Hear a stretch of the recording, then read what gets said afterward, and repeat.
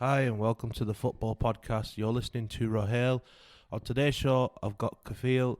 Today we're going to be talking about Manchester United and their manager Ralph Rangnick. Come on, you Reds.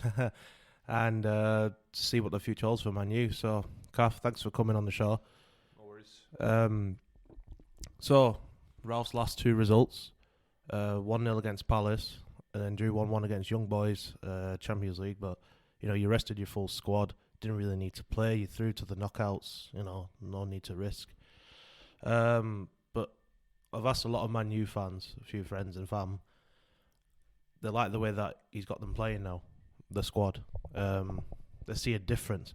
Now, when a new manager comes into the club, they call this thing the honeymoon period, where they start to get results and wins, but when Jose came in, Ole, even Van Gaal, they were, getting results. So I was wanted to ask you, what do you think? Ralph is only here for 6 months. Let's not forget. He's not the permanent manager. He's just interim for 6 months. Then you're going to find another manager, and then 6 months in the summer. So for you personally, I wanted to ask quickly. This season now, we're midway through. Where do you want to see Man U right now? Well, for me, the main thing is straight away from the first game, you could see that he's got a stamp on the game. You can see his own team straight away. I think that's what's been lacking ever since Fergie left, to be fair. Like, we had Moyes, who basically took over Fergie's squad, so he didn't really get to put his own imprint on. Players weren't really happy with what Moyes was bringing. Especially like Rio, he was complaining about stuff like David Moyes was showing videos of Phil Jagielka to Rio and Vidic. Like, you're talking Champions League winners, Premier League winners, and you're showing videos of Phil Jagielka. So already there was an issue. Van Gaal, the club didn't really back his full philosophy. It was just more of a, take a few players, get what you want. Let's quickly just improve the squad. Did he win them the FA Cup, didn't he? Yeah, he won the FA Cup. Yeah. The good thing about Van Gaal was he brought a few youngsters through. I know he brought Martial, and it's not really turned out too well, but he did bring Rashford through. Depay looked promising as well, didn't he? He did, but you got Luke Shaw, Herrera, who we should never let go. Then we moved on to Mourinho, and then all of a sudden again there was a big change up of the squad. Yeah, there was no clear ethos of United. Like with Fergie, we just knew straight away. Always, we had a strong core. Always, that's what you need in every top team. Anyway, you need a strong core, good 4 or 5 absolute world class people who's just going to keep those standards at a high level no matter what. Where the manager doesn't really need to do much. Like previously with United, you had Giggs, Scholes, Neville. You had them all in there. Ronaldo, Rooney, Vidic, Rio, Evra, Gary Neville. Yeah. All these people who just kept a high standard. So if any newcomers came into the squad, and that's a good thing about Fergie, he just used to bring 2 or 3 just to refresh the squad up. He already had that core there to show them what the standards were like. And that's what's been lacking ever since. Yeah. We let all those top players go. And we're left with no one, to be fair. Especially with Fergie's squad. But moving on to Ralph, yeah, straight away you could see an imprint of his team straight away. There was a clear structure behind it. With Ollie, it was just like free-flowing football. Like, we're just going to outscore you. That's what we're going to do. Counter-attack, whatever it may be, we're just going to try and outscore you. But our defence was cack, basically. Yeah. But yeah, Ralphie, apparently he's the professor of German football. Klopp, Tuchel, they all learned off him. And to be fair, you can even liken his first game with Palace to Klopp's first game against Tottenham, Tuchel's first game against Wolves. Straight away, they had an imprint on the team. You could see there was more pressing, more structured pressing. There was a clear identity of how we wanted to play. Yeah. And also, you go back to the point of, with Moisey, then Van Gaal, then Jose, they're bringing in their own sort of players. I just feel like every single manager that's come in, they've had to inherit a squad from the previous manager. Now, when Ole came in, he had to inherit Jose's squad and a bit of Van Gaal's squad, and now Ralph has come in, now he has to inherit a bit of Ole's squad and Jose's squad. So Ralph is going to come in to improve the recruitment as well, isn't he? Yeah, so the thing is with Ralph, this is the first time where we can actually say he's inherited a very good squad. Like, you've got players like Cristiano Ronaldo, you've got Varane, Champions League Varane, you've got David De Gea. You've got world-class people in the squad now. You've got upcoming players like Sancho and Rashford. The only thing that I think we need to improve on is just our centre midfield. Like, since day one, ever since I've been supporting United, we've had a world-class midfield. So do you want Pogba to stay or go? To be fair, I'm not really fussed over Pogba at the moment. they make too much of a big deal over Pogba. With Pogba, he's a bit inconsistent, but who knows? Maybe with Rangnick, he just needs someone constantly talking to him. That's the thing with Scholesy said it best. He just needs someone constantly talking to him on the pitch. Yeah. You get those sorts of people who just they go and do their own thing. They forget about the team, the structure, and whatnot. And Rangnick's all about the structure. Literally, that's what he's all about. So I'm not really too fussed about Pogba. My ideal signing, I'm not gonna lie to you, even though he's gonna have an English tax on him, it'd be Declan Rice. He'd be ideal for Man United. Yeah, it looks like a Man United player, definitely. For me personally, I just think recruitment definitely needs to change at that club. The players that you brought in, like Maguire, Wan-Bissaka, Lindelof, is it Dalot, the right back? Yeah, Dalot, yeah. These sort of players, do you think they're good enough to be playing for Man United to get to where you want to be back? Winning the league. Forget, top four. Something I always preach to everyone, and my family and friends can attest to this, is defence wins you titles at the end of the day. No matter what anyone says, you need a strong core of a defence. Yeah. Like, you're not winning nothing without a strong defence. You look at every Premier League winning team they've always had. I agree. And defence just doesn't mean just a defence in itself. It's the full team needs to be. It's like when Liverpool challenged the league under Rodgers, the thing that was lacking them was their defence. Yeah, clearly. And when Klopp started to build Liverpool and they were trying to challenge for the league, the thing that let them down was a defence. That's why they had to bring in Van Dijk and then Alisson, Yeah, literally Klopp changed the full defence. He even promoted Trent through the academy, signed Robbo, which was very underrated signing. He's even, I know Joe Gomez was already there, but he improved his game dramatically. He signed Joe Matip. You look at Pep with City, he's spent more on his defence than his attacking. Yeah, exactly. That's what he focused on. At the beginning, he spent, I think, 50 million on fullbacks. Yeah. I think he spent 50 million Kyle Walker, 50 million Benjamin Mendy. Stones. And got 50 million Stones. He's got Cancelo was about 68. Got Laporte for 50. So he's just literally Diaz as well, 60 odd million. I think Danilo, was it Danilo? Yeah. Yeah. Did they have Danilo for a bit? Right back, yeah, they did. Well, and then he had Bravo as the keeper for a year. Wasn't good enough. Couldn't play in the Prem. Different style. Then he brought in Edison the next year. Yeah, for Pep, the main thing was obviously he's fully possession based. You don't really get. He too loves many to look managers after like the ball, that. doesn't he? He has to keep the ball. His philosophy is keep the ball. We're going to outrun you. We're going to tie you mentally. Pass, and all of a sudden, click of a switch, bang, we're in, just like that. But yeah, literally defense wins titles, and I don't know if our defense is there yet. To be fair, I mean, 18 million for Maguire. Do you actually think he was worth 18 million when you first signed him? well, if you look at the market, definitely not. Like, No. if you're looking at Virgil van Dijk and Harry Maguire, there's clear levels between them two players, 100%. But in fairness, you signed Varane this season, and I thought that was a great signing. I thought that's what they needed, because we've seen Maguire and Lindelof. I like Bailly, but he's injury prone, and people say he's sloppy, but he's a good centre back. But the main thing for me is he gets injured, so he doesn't get a chance to improve himself, make himself better.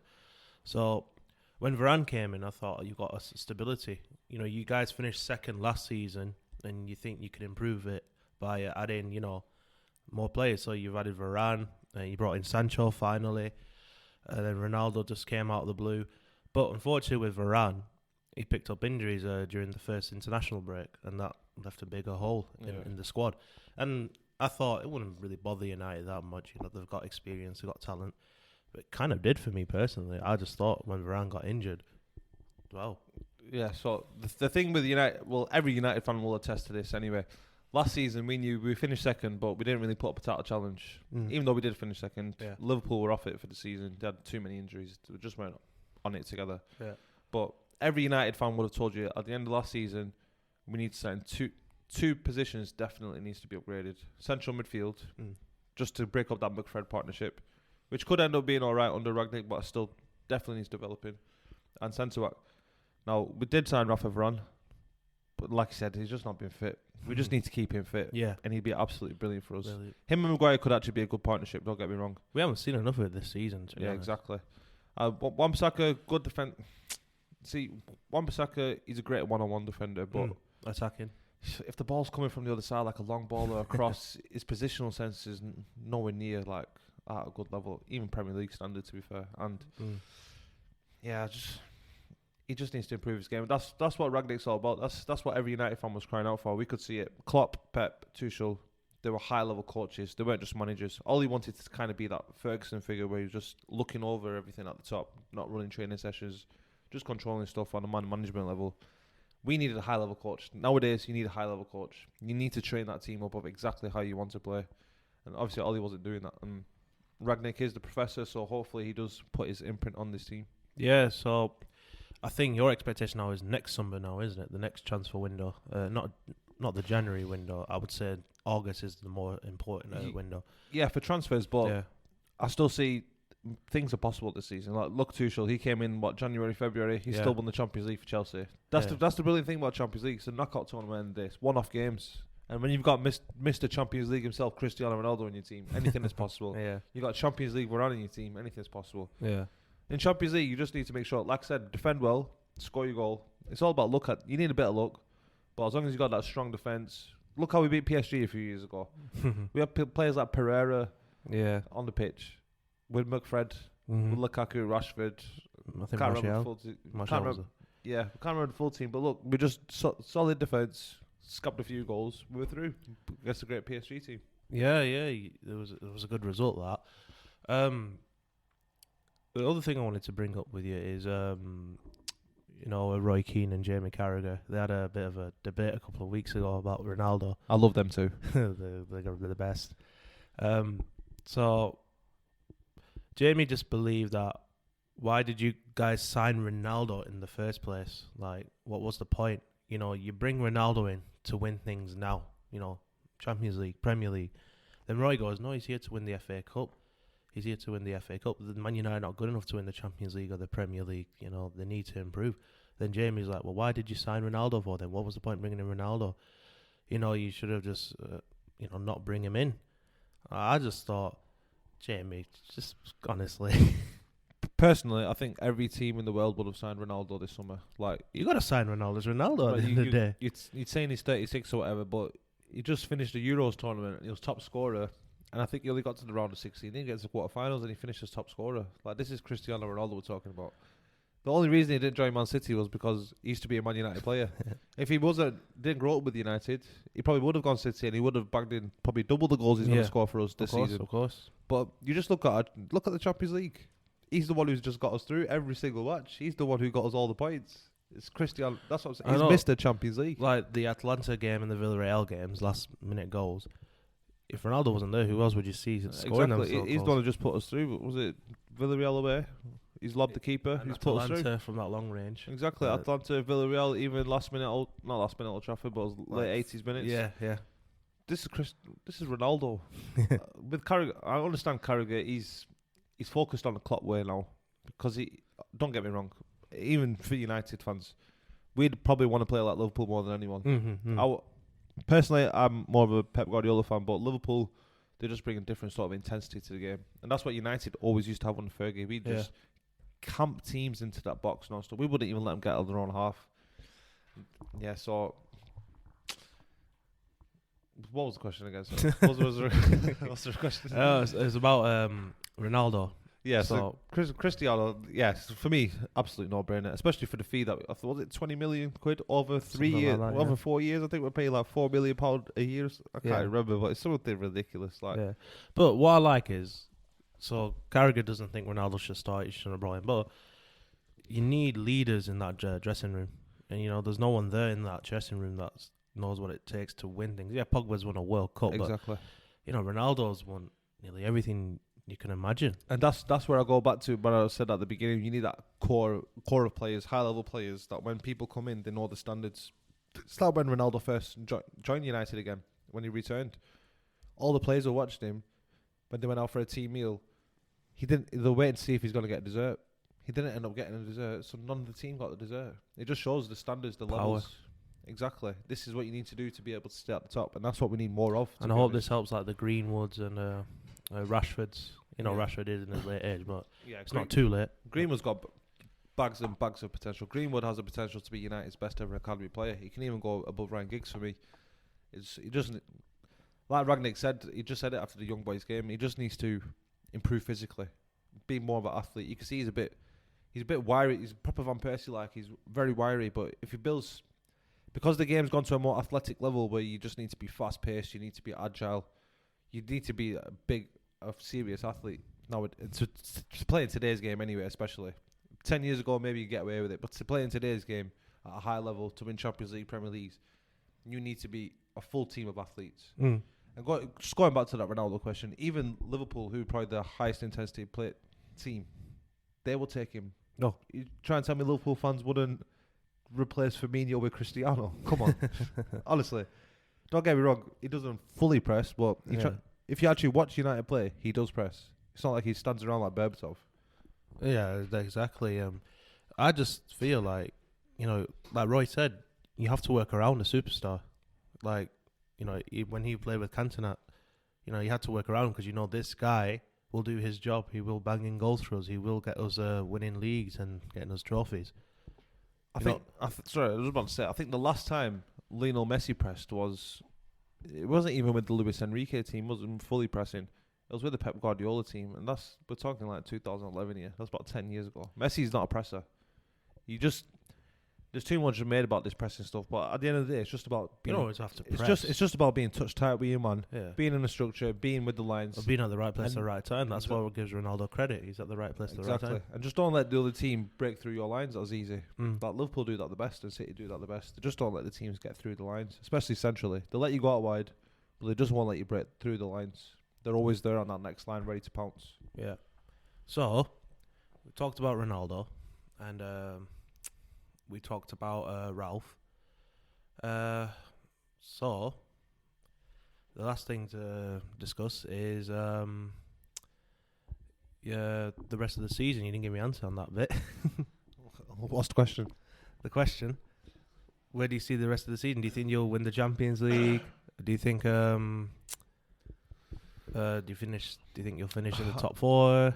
What's your expectation for the end of this season?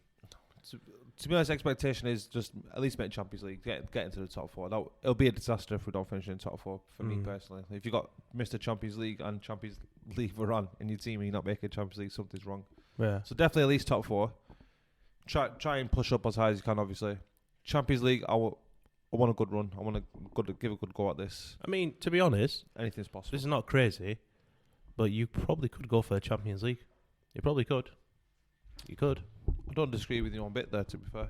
Especially if we get our It players depends who fit. you draw against. If we can get our players fit, like if we can get Varane fit, fully fit, playing consistently, he's not had a good run of games this season. So if we get Varane fully fit, consistently playing, get a good solid partnership with Maguire going, get at least 10 to 15 games of a run together, understand each other's game, get Luke Shaw in. Personally, I'll go with Dalot. We've got a chance at Champions League. Like I said, just defend well. You've got McFred there in the middle.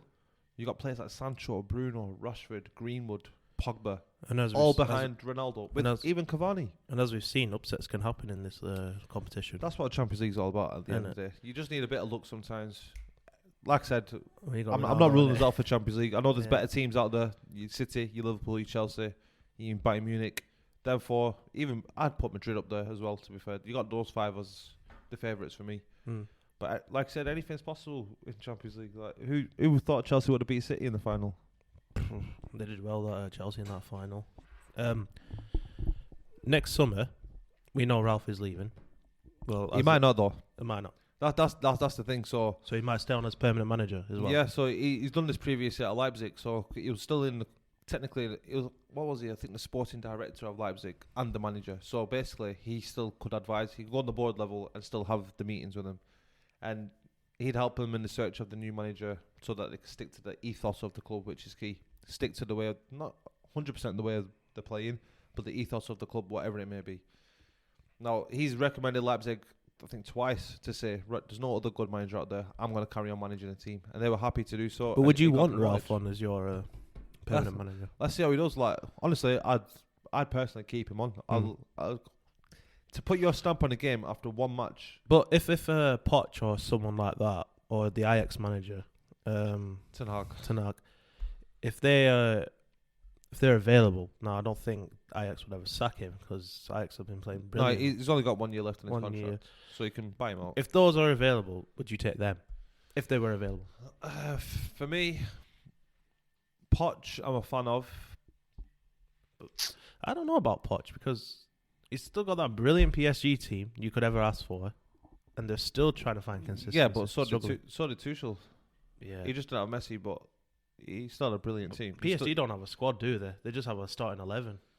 I mean, who can you replace some of the players? Now they've got for a much, rest. this season they've got a much better squad. But when Tuchel had it, it wasn't as good. But yeah, like I said, Tuchel was there. He's left him. He's gone to join Chelsea. He's won Champions League. So clearly there's an actual problem within PSG's. But you can see that anyway. Even in the big games when they're in Champions League, why do they always end up losing to United, to Barca? Why does it always happen? It's a mentality thing. They're due to Leipzig as well. Leipzig. Exactly. It's a mentality thing at the end of the day. Mm.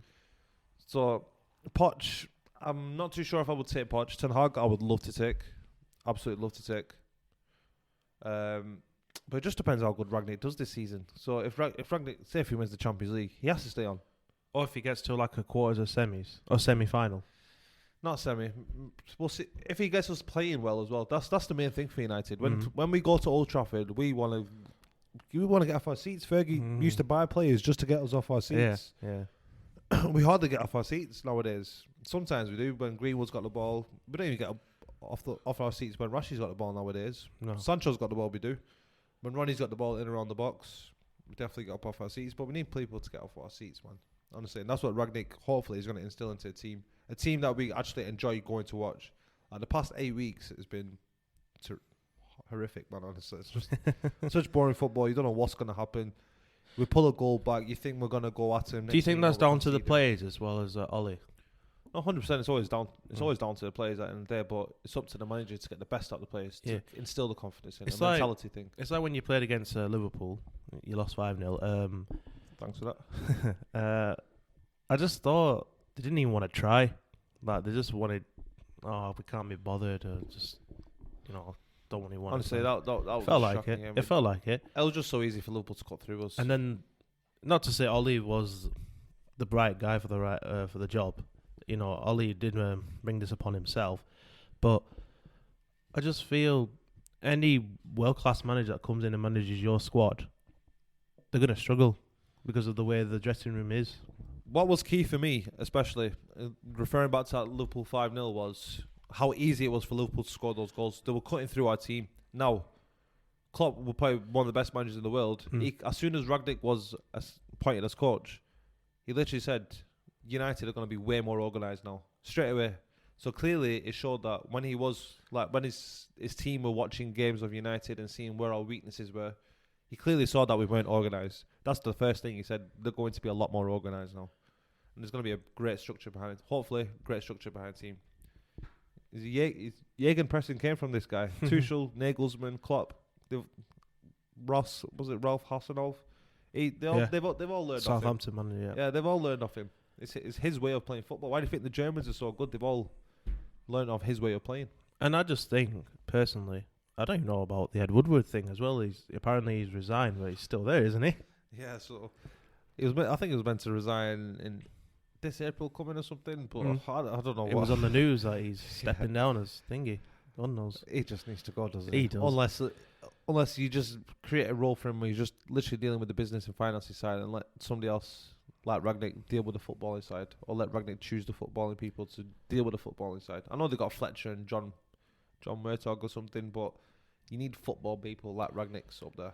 Do you think the owners have do you think they need to be accounted for the problems that are going on here? Because you've had the Glazers since under Fergie as well. But you refer to some Man United fans, when Ferguson was still in charge, there were a portion of Man U fans that were protesting against the Glazers. Yeah, we've always wanted the Glazers out since the beginning. It was the biggest rob in history. Imagine getting Manchester United just by saying, "Here, I own this club in America.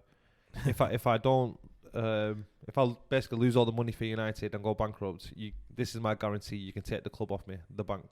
I'm sure there's some rich person out there or rich business that wants to buy Man United. Has anyone put a bid in? But why would you sell though? There's no need to sell. I know you can get forced out of a club, but why would you sell? It's like Mike Ashley with Newcastle, isn't it? Why would he sell when he's making profit? He takes it out, doesn't fund it in the club. But then at the end of the day, he just... But he could have hacked it in the end, to be fair. And I think if you put pressure on the owners... Newcastle's much different to United. I think, was it £300 million? United's valuation is £3 billion. It was like earlier this year with the protest of the European Super League. That was because of, you want to leave the Premier League, your history, what you've done. But the protests, if people keep protesting about something consistently, then it gets through to the owner's ears, and then people are like, all right, we need to take notice of this. If you just do it for a little bit, they're like, oh, they're just going to do it for like a few weeks or a week, and then they'll go back to themselves.